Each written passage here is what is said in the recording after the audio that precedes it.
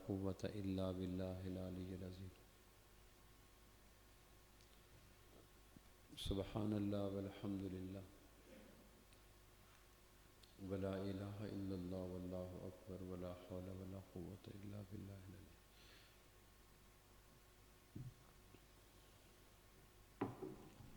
السلام علیکم ورحمۃ اللہ وبرکاتہ.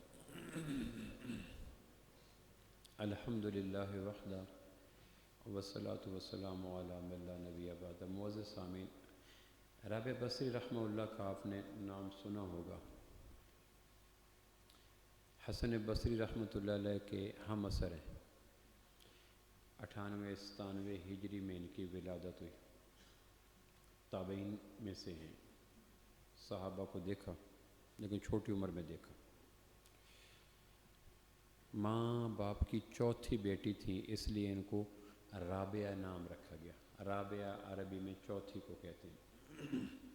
پھر ماں باپ فوت ہو گئے، غربت ہوئی تو ان کو غربت کی وجہ سے فروخت کر دیا گیا، کسی کے حوالے کر دیا. ان کے رومے میں رگ رگ میں اللہ کی محبت بڑی تھی.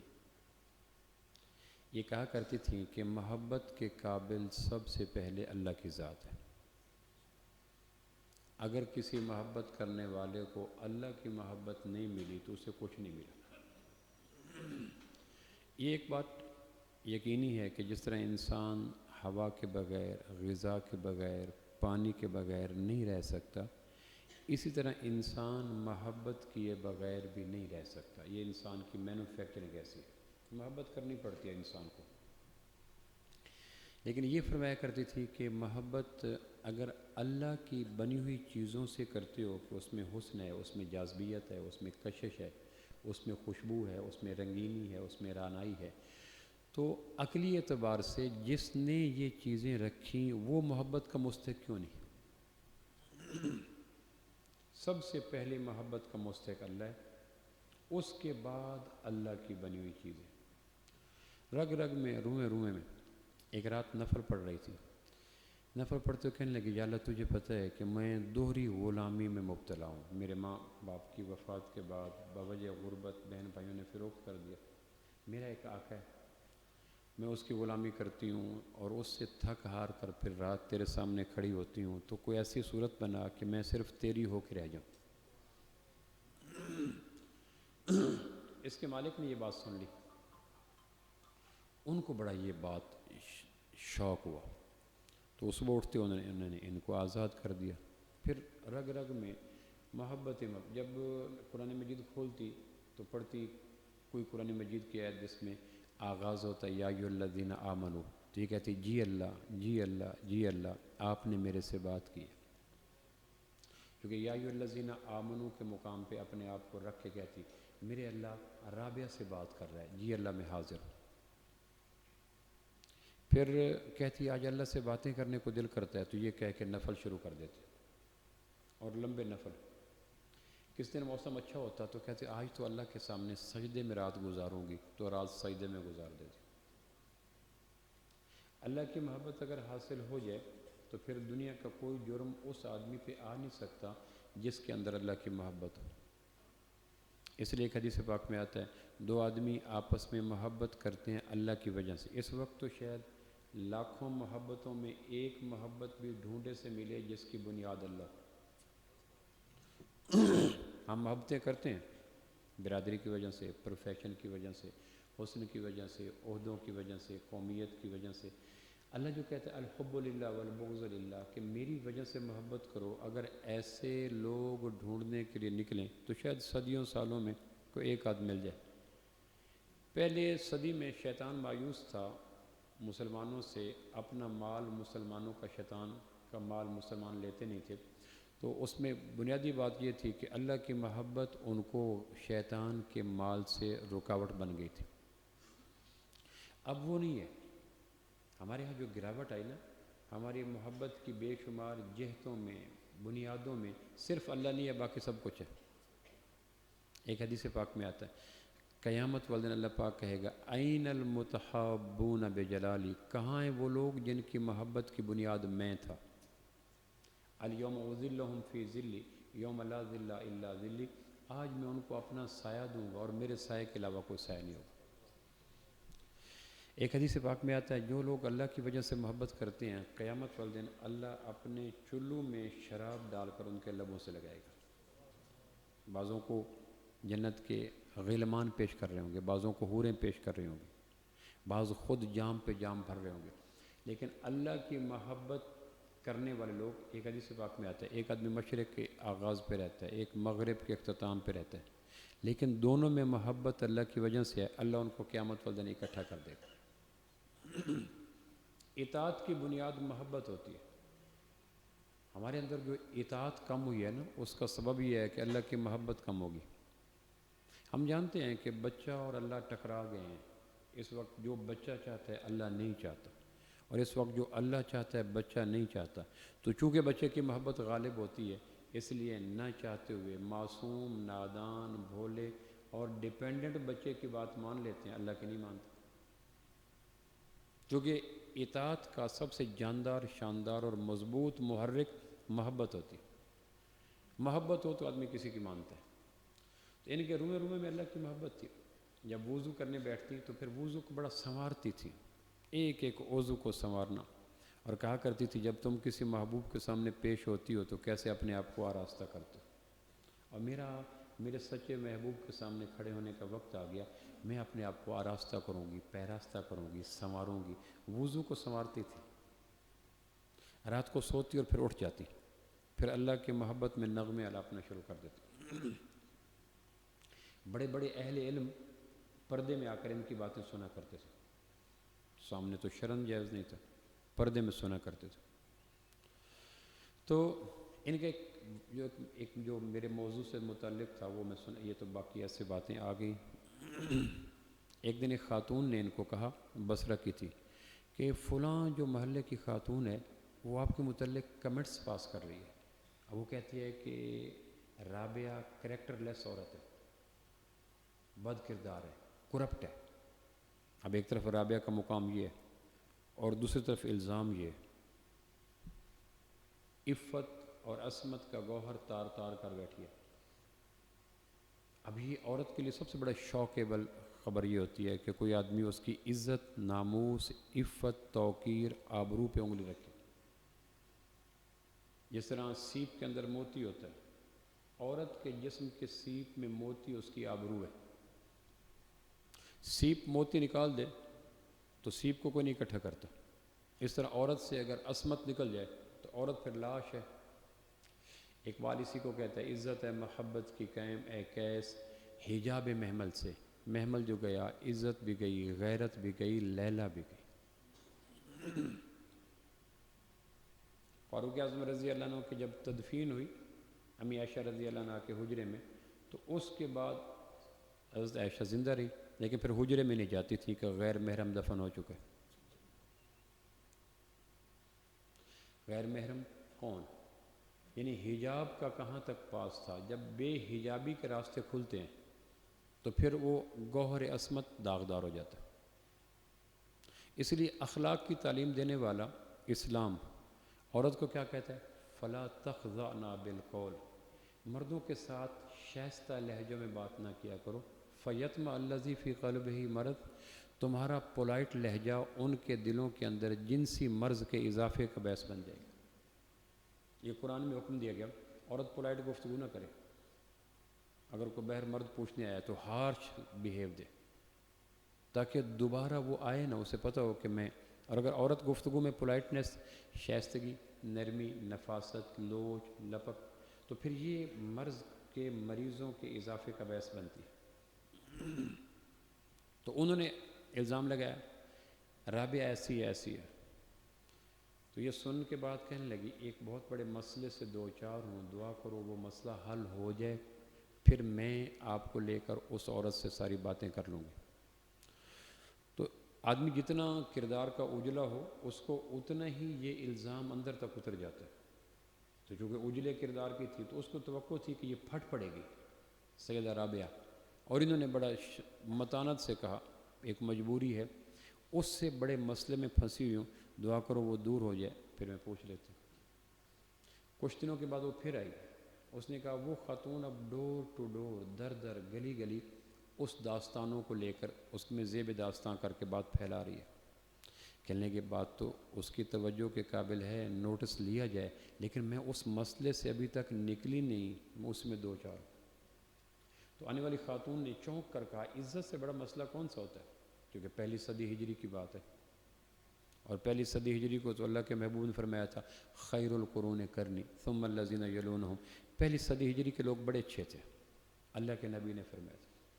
اس زمانے کی عورت، اس نے پوچھا یہ تو بتا عزت سے، آبرو سے، عصمت سے، عفت سے، توقیر سے زیادہ قیمتی چیز کون سی ہے؟ عورت کے تو کل کائنات ہی عزت ہے، اور اس نے عزت پہ ہاتھ ڈالا ہے، اور آپ کہہ رہے ہیں اس سے بڑا مسئلے سے دو چار. وہ کون سا مسئلہ ہے؟ تو انہوں نے آگے جواب میں جو کہا وہ میں آپ کو سنانا چاہتا ہوں. وہ مسئلہ میرا بھی ہے، آپ کا بھی ہے، لیکن ہم اس مسئلے سے بہت دور ہو گئے. ایک لمبی شعوری کاوش کی وجہ سے وہ مسئلہ بیہائنڈ دا کرٹن چلا گیا، پس منظر میں چلا گیا. اس کی وجہ سے کئی مسائل آ گئے. وہ مسئلہ کیا تھا؟ رابعہ رحمۃ اللہ علیہ کا وہ مسئلہ میرا بھی ہے. وہ مسئلہ کیا تھا؟ اس نے پوچھا وہ کون سا مسئلہ ہے جس کی وجہ سے تو عزت کے حوالے سے بھی کہتی ہے بعد میں کر لیں گے. اس نے کہا مسئلہ یہ ہے کہ دعا کرو، ایک پریشانی جس نے مجھے راتوں کی نیند چھین لی ہے، دن کا قرار چھین لیا، لذت دنیا چھین لیا، میرے لیے کس چیز میں صباحت ملاحت نہیں ہے. وہ یہ ہے، مسئلہ یہ ہے کہ دعا کرو روح نکالنے کے لیے میرے جنت کے فرشتے آ جائیں. قرآن مجید میں آتا ہے فرشتے دو قسم کے آتے ہیں، والنازعات غرقا والناشطات نشطا، ہلا دینے والے اور پولائٹلی نکالنے والے، آہستگی سے نکالنے والے اور جھنجھوڑ دینے والے، اندر زلزلے بیدار کر دینے والے اور باد نسیم کی طرح روح نکالنے والے. دو قسم کے فرشتے آتے ہیں. تو اس نے کہا دعا کرو میری روح نکالنے کے لیے جنت کے فرشتے آ جائیں. اس مسئلے نے میرے دن اور رات کے سارے معمولات حیات کو بکھیر کے رکھ دیا. تو اس خاتون نے ٹھنڈا سانس بھر کے کہا اللہ کرے تیرے جنت کے فرشتے ہی آ جائیں، لیکن جب وہ آ گئے تو روح نکالنے کے لیے آئیں گے، اور جب وہ آ جاتے ہیں تو روح نکالے بغیر جاتے نہیں ہیں، اور جب وہ نکال لیں گے تو بصرہ کی گلیوں میں تیرے خلاف تہمت لگانے والی عورت کے جواب کا وقت کہاں سے آئے گا؟ کیونکہ جب فرشتے آ جاتے ہیں تو لا یستاخرون الساعة ولا یستقدمون، تو پھر تو ایک ساتھ بھی آگے پیچھے نہیں ہوتی. تو پھر اس معاملے کا کیا بنے گا؟ وہ معاملہ تو ویسے ہینگ رہا، ویسے لٹکا رہا، اس کا کیا بنے گا؟ تو اس پہ فرمانے لگی اللہ کرے اگر وہ آ جائیں جنت کے فرشتے اور روح نکال لیں تو پھر مجھے اس کے الزامات کے جواب دینے کی ضرورت ہی کوئی نہیں. اللہ نے جو پاس کر دیا. جب اللہ کسی آدمی کے ماہ و سال کو دیکھتا ہے، شب و روز کو دیکھتا ہے، معقولات کو دیکھتا ہے، جذبات اخلاق کردار کو دیکھتا ہے، خلوت جلوت کو دیکھتا ہے، ڈیپلی آبزرو کرتا ہے، اندر بہر کو دیکھتا ہے، سوچوں کو دیکھتا ہے، جذبوں کو دیکھتا ہے، خیالات کو دیکھتا ہے. اتنا مائنیوٹلی آبزرو کرنے والا جب کسی آدمی کے پاس ہونے کا اعلان کر دیتا ہے تو پھر اس کے بعد بصرہ کی ایک خاتون کے الزام لگانے کی حیثیت باقی رہ کیا جاتا ہے؟ لہٰذا مجھے اس کی ضرورت ہی کوئی نہیں. تو اس نے ایسے بات کو طول دینے کے لیے کہا اللہ نہ کرے، اللہ نہ کرے معاملہ برعکس ہو گیا تو، دوزخ کے فرشتے آ گئے تو. امکان، امید رکھو بہترین نتائج کی، تیار رہو بدترین کے لیے، شوق نہیں ہوتا. اگر دوسرے فرشتے آ گئے تو پھر کیا ہوگا؟ پھر بھی تو تم صفائی برات پیش نہیں کر سکو گے. ابھی تو تم یہ کہہ رہی ہو کہ اللہ کے نزدیک پاس ہو گئے لہٰذا میں مطمئن ہو گیا. اگر دوسرے آ گئے روح وہ بھی لے کے چلے جائیں گے پھر کیا ہوگا؟ آواز ایسا کر. تو پھر فرمانے لگی کہ پھر وہ ٹھیک کہتی ہے جو کہتی ہے، پھر مجھے صفائیوں کی ضرورت ہی کیا ہے؟ جب علیم و خبیر ذات نے مجھے جہنم کے قابل سمجھا، قادر مطلق نے مجھے آسمان کی بادشاہت میں مجھے فیل کر دیا، تو پھر مجھے اپنی صفائی اور طہارت اور پاکیزگی دینے کا فائدہ ہی کیا؟ جب اللہ کے بارگاہ میں فیل ہو گئی تو پھر میں ایک عورت کو اگر مطمئن کر بھی گئی کہ میں ایسی نہیں ہوں جیسی تو ہے، اللہ نے کہا کہ ایسی ہے، تو پھر مجھے کیا فائدہ؟ امر واقعہ یہ ہے کہ انسان کی زندگی میں سب سے جو بڑا مسئلہ ہے نا، ہر آدمی کی زندگی میں مسائل آتے رہتے ہیں.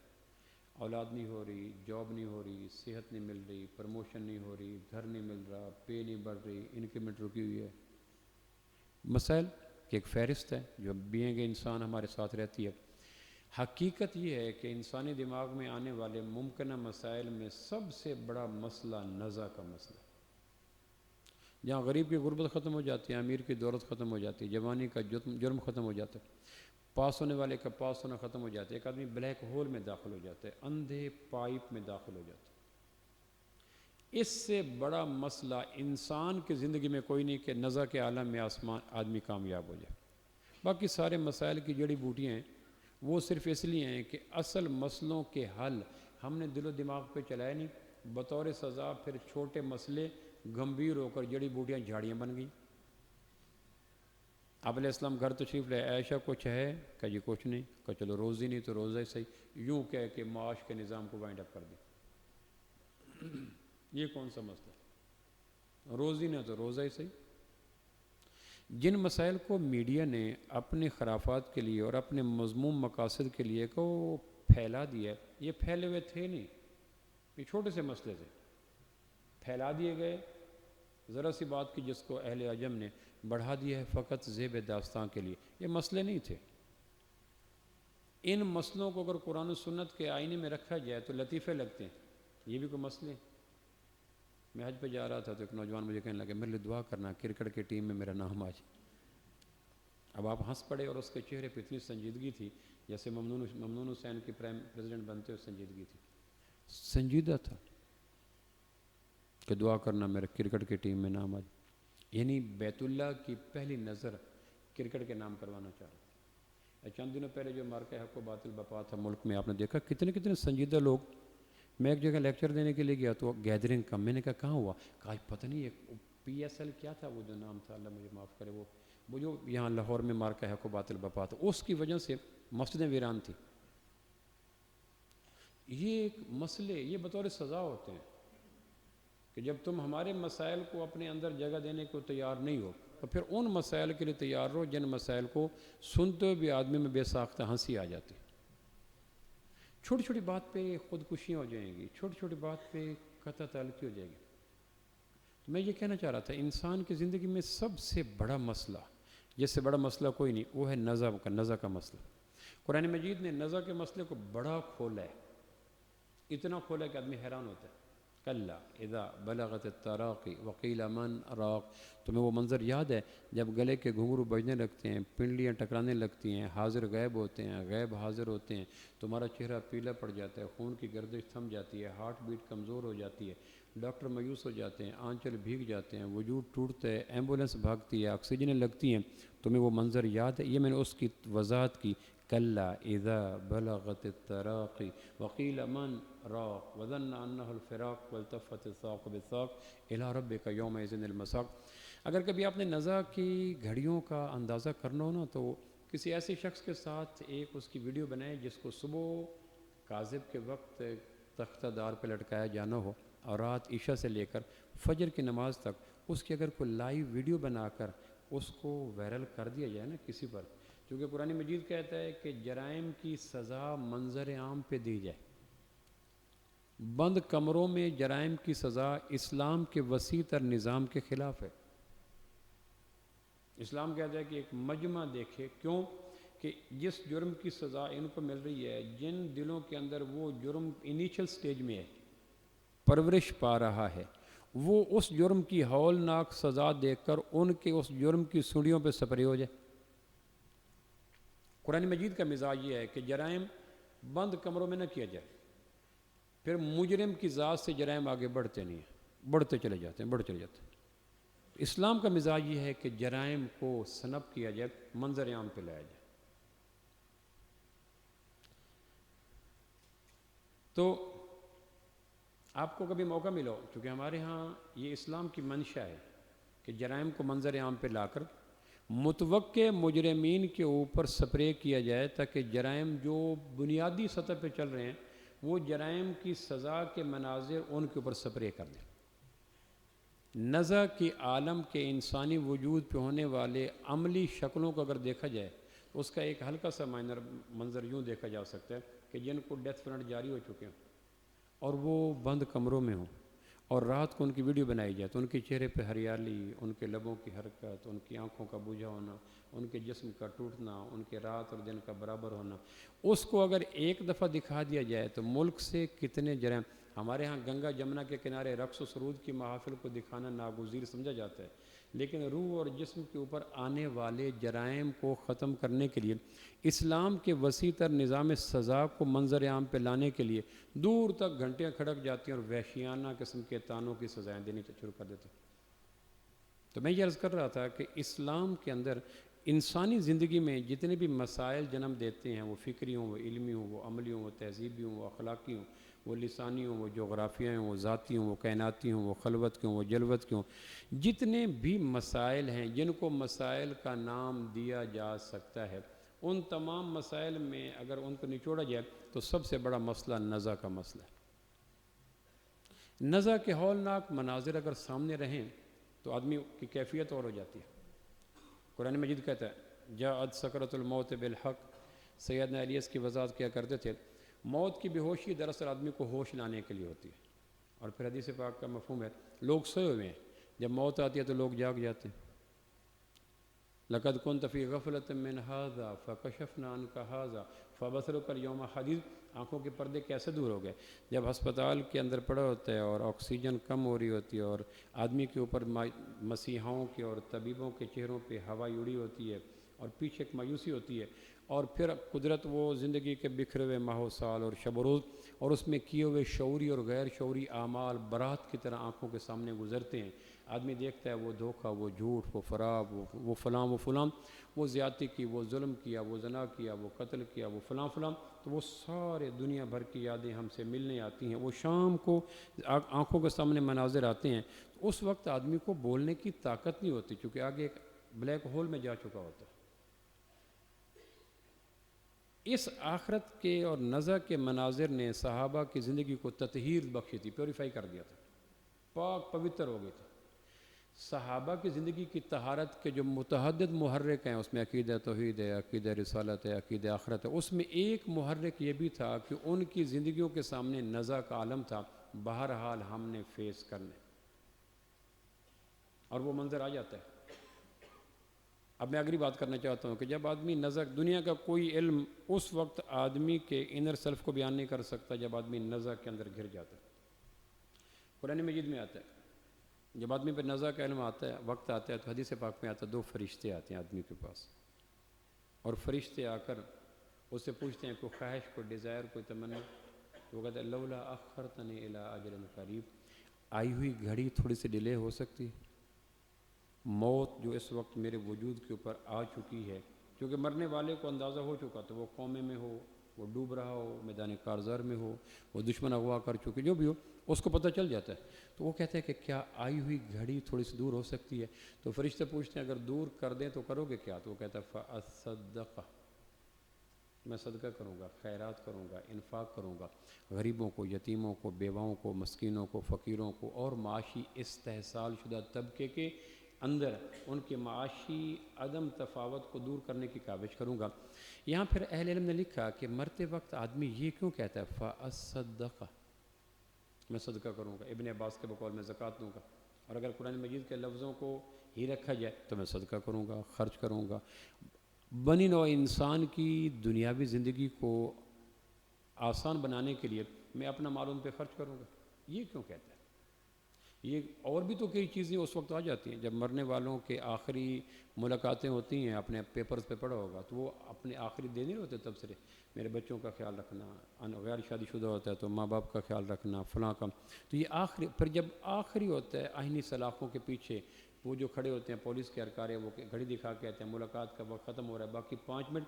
تو جوں وہ وقت قریب آتا ہے وہ اپنی دانش اور حکمت کو نچوڑ کے دا موسٹ امپورٹنٹ چیزیں جو ہوتی ہیں اس کو کہتا ہے مہربانی کرنا، یہ پھر آخر پہ کہتا ہے یہ ضرور کرنا. یہ آخر پہ جب جاتے ہوئے وہ جب تک آنکھیں دیکھتی ہیں اور آوازیں تعاقب کر سکتی ہیں تو اپنی تمام تر وصیتوں کا اس کا خیال رکھنا، باقی تمہاری مرضی.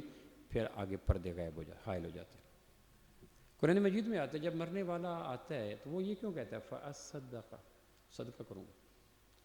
اس لیے کہ موت کے وقت اس کو اس بات کا ادراک ہو جاتا ہے کہ زندگی میں پائے جانے والے تمام جرائم کی ٹوہ میں جو اصل محرک تھا وہ دنیا کی محبت تھی۔ اگر آپ تمام معاشرے کے اندر پائے جانے والے جرائم کا غیر جانبدارانہ ناقدانہ اس کا موازنہ کریں تو آپ حیران ہوں گے، ہر جرم کی تہ میں تقریباً دنیا کی بڑی محبت کار فرما ہوگی۔ قاتل قتل کیوں کرتا ہے؟ منافع زیادہ لینے والا منافع کیوں لیتا ہے؟ جھوٹا جھوٹ کیوں بولتا ہے؟ چور چوری کیوں کرتا ہے؟ زانی زنا کیوں کرتا ہے؟ وغیرہ وغیرہ جتنے بھی جرائم ہمارے پاس اعتقادی ہیں، علمی ہیں، عملی ہیں، جو بھی ہیں، اگر ان جرائم کو ہم کھورا لگائیں تو کھورا جہاں جا کے ڈوبتا ہے اور آگے کھورا نہیں جاتا، وہ دنیا کی بڑی محبت ہوتی ہے۔ یہیں سے ریاکاری ہوتی ہے، یہیں سے تکبر ہوتا ہے، یہیں سے جھوٹ ہوتا ہے، یہیں سے ملاوٹ ہوتی ہے، یہیں سے خود غرضی ہوتی ہے، یہیں سے قطع رحمی ہوتی ہے، یہیں سے حق تلفی ہوتی ہے۔ زکوٰۃ کیوں نہیں دی؟ روزہ کیوں نہیں رکھتا؟ حج پہ کیوں نہیں جاتا؟ بیٹی کا حق کیوں نہیں دیتا؟ نجائز قبضے کیوں کرتا ہے؟ فائل پہ سائن کیوں نہیں کرتا؟ آگے انڈیو بیریئر کیوں لگاتا ہے؟ لوگوں کی پروموشن کیوں؟ وغیرہ وغیرہ وغیرہ جو جرائم ہیں، جرائم کا تفصیلی تذکرہ بھی جرائم کے احیاء کا بحث ہوتا ہے، میں نہیں کرتا، لیکن اس بات کو کہنے میں تو کوئی قباحت نہیں ہے کہ ہر جرم کا محرک حقیقی موت کے وقت چونکہ دانش عروج پہ ہوتی ہے، بصارت کی بجائے بصیرت کام آ چکی ہوتی ہے، منتشر سوچیں مجتمع ہو چکی ہوتی ہیں، آدمی بیوی کا، بچوں کا، ماں باپ کے جو سوچیں منتشر ہوتی ہیں، موت کے وقت وہ ساری منتشر سوچیں مجتمع ہو جاتی ہیں۔ تو مجتمع سوچوں کا متفقہ فیصلہ ہوتا ہے کہ ہر جرم کے بیہائنڈ دا کرٹن، اس کے جڑوں میں جو دنیا کی بڑی محبت تھی وہ اس کا سبب تھا۔ فَأَصَّدَّقَ، وہ جو نبی رحمت صلی اللہ علیہ وسلم نے 3-4 لفظوں میں ایک قول فرمایا تھا کہ دنیا کی محبت تمام جرائم کی جڑ ہے، اس بات کا عملی یقین اور استحضار موت کے وقت ہو جاتا ہے۔ تو قرآن مجید دنیا میں اس چیز کو آدمی کو تیار کرتا ہے کہ مہربانی کرو، انفاق کیا کرو، اور کسی غیروں پہ نہیں کہا کہ اونٹ پہ کرو، بکری پہ کرو، ابنائے جنس تمہاری طرح ہے، کوئی بھائی ہے، کوئی بھتیجا ہے، کوئی بھانجا ہے، تمہارے جذبات ایک جیسے ہیں، کیفیات ایک جیسی ہیں، تمہاری طرح ہیں۔ اگر وہ مجبوری میں پھنسا ہوا آ گیا تو ہمارے ہاں تو کم نصیبی سے جب ایمان کی محنت کمزور پڑ جاتی ہے تو جتنا مجبور ہو ہمارا ریٹ اتنا بڑھ جاتا ہے۔ دنیا کی کوئی مخلوق مجبوری سے فائدہ نہیں اٹھاتی ماں سوائے بے دین انسان کے۔ جتنا وہ سمجھتا ہے کہ مجبور ہے اتنے اس کی ریٹنگ بڑھ جاتی ہے۔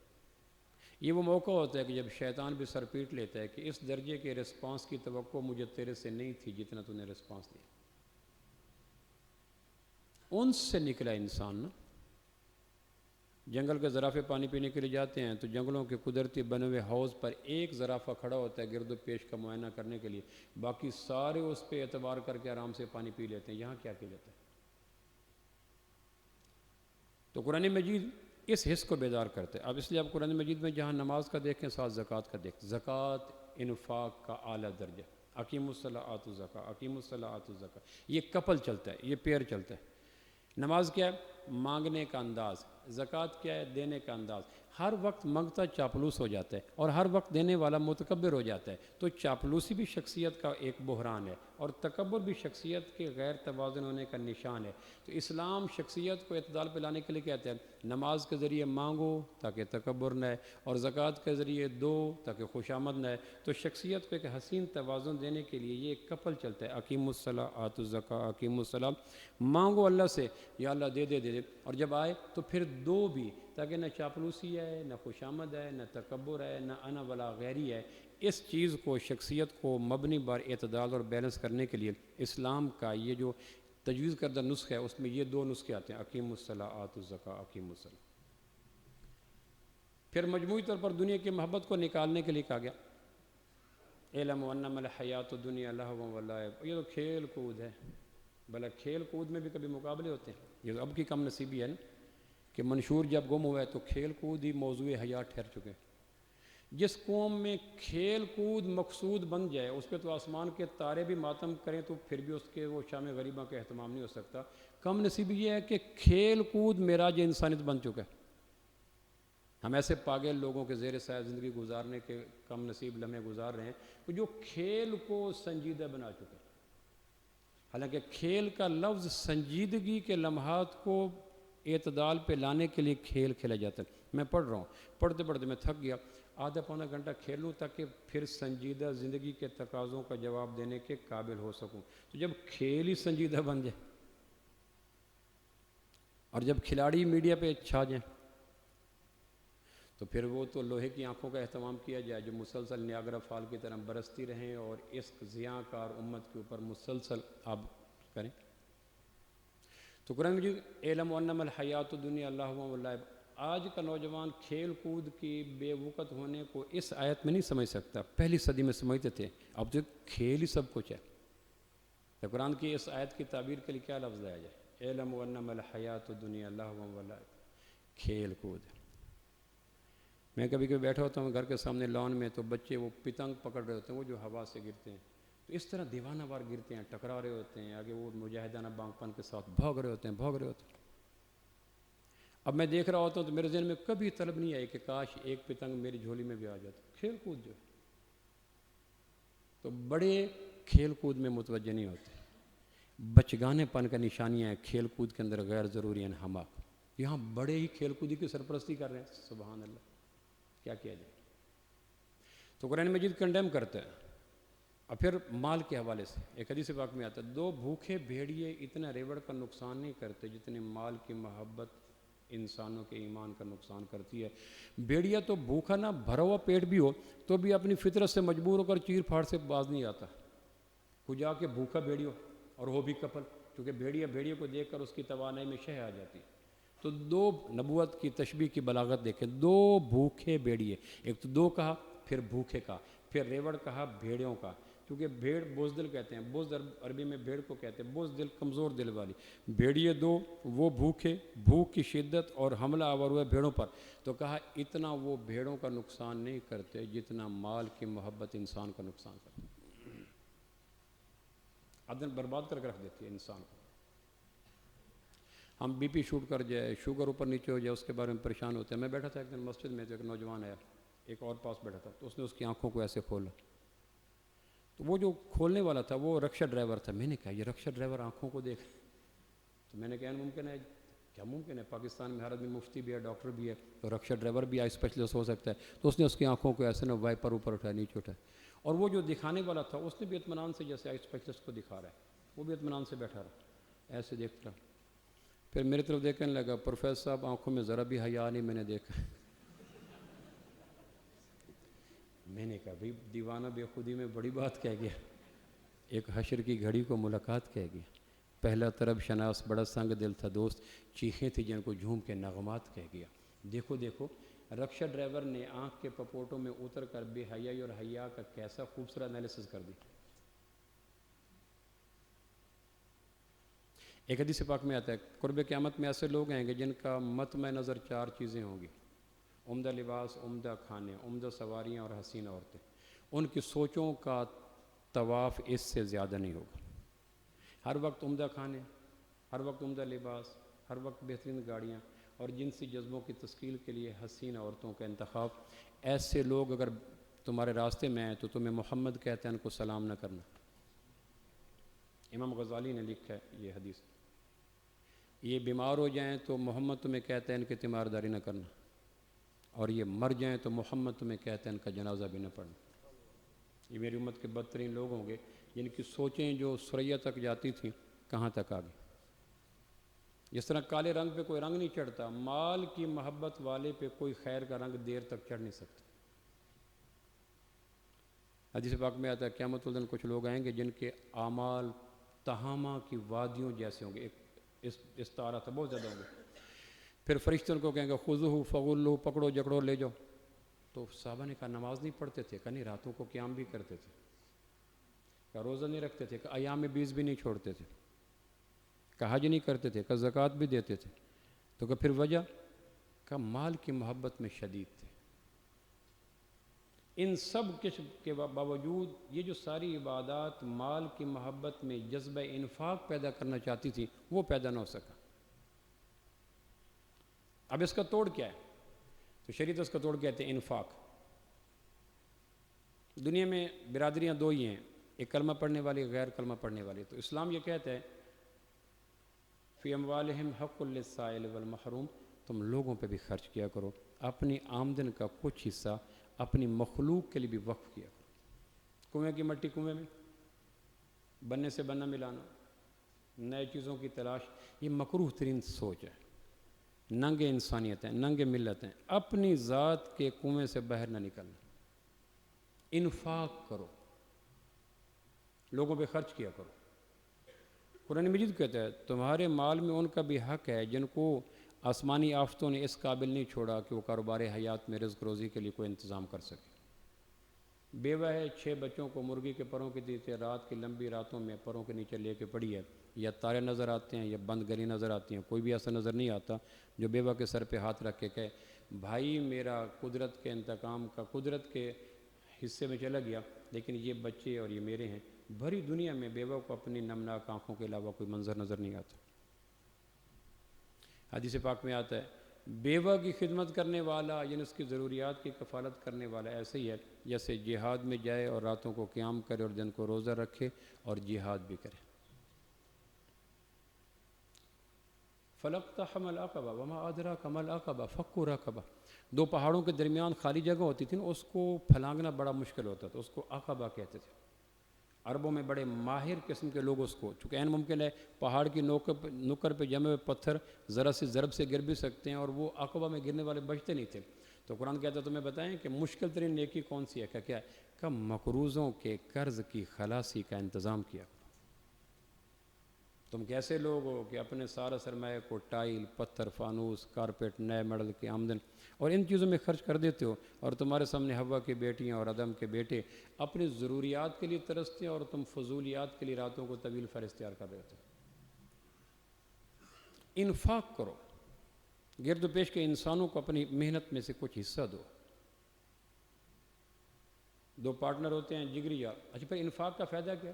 قرآن مجید اس کی ترغیب دیتا ہے۔ ایک حدیث پاک میں آتا ہے جب تم کسی غریب کے ہاتھ پہ دیتے ہو تو تمہارا دیا ہوا صدقہ غریب کے ہاتھ پہ جانے سے پہلے تمہارے رب کے ہاتھ پہ جاتا ہے۔ اس لیے کسی فقیر کو دیتے ہوئے حقارت امیز انداز سے نہ دیا کرو، چونکہ اس کے ہاتھ پہ نہیں جا رہا۔ من ذا الذی یقرض اللہ قرضا حسنا، اور پھر اندازہ کرو اللہ خود کہتا ہے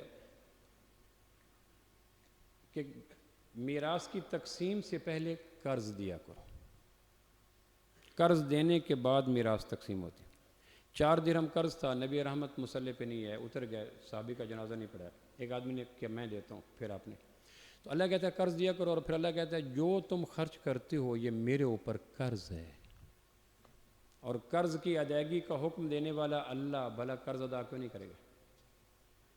پھر حدیث پاک میں آتے آپ نے 3 دفعہ قسم کھا کے فرمایا اللہ کی قسم، اللہ کی قسم، اللہ کی قسم، صدقہ دینے سے آدمی غریب نہیں ہوتا۔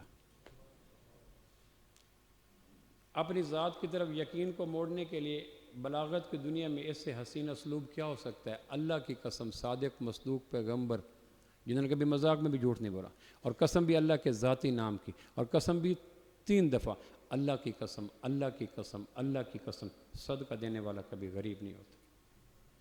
پھر یہ تو قرآن مجید کی نص قطعی ہے کہ اللہ کے راستے پہ دو، اللہ تمہیں 700 گنا دے گا۔ ایک دانہ بوتے ہو 7 بالیاں نکلتی ہیں، 7 بالیوں میں ایک بالی کے اندر 100 دانے ہوتے ہیں، اس کو ملٹیپلائی کیجئے 700 دانے، اور یہ اللہ کے قرآن کی نص ہے۔ ایک حدیث میں آتا ہے کہ رزق رکا ہوا اتارا کرو صدقوں کے ذریعے، اتارا کرو صدقوں کے ذریعے۔ ہمارے ہاں جب بھی صدقات خیرات کی بات آتی ہے تو رخ پھر جاتا ہے امیروں کی طرف، حالانکہ صدقہ خیرات امیروں کے ساتھ منسوب نہیں ہے، وہ زکوٰۃ منسوب ہے۔ صدقہ خیرات ہر انسان کے لیے ضروری ہے۔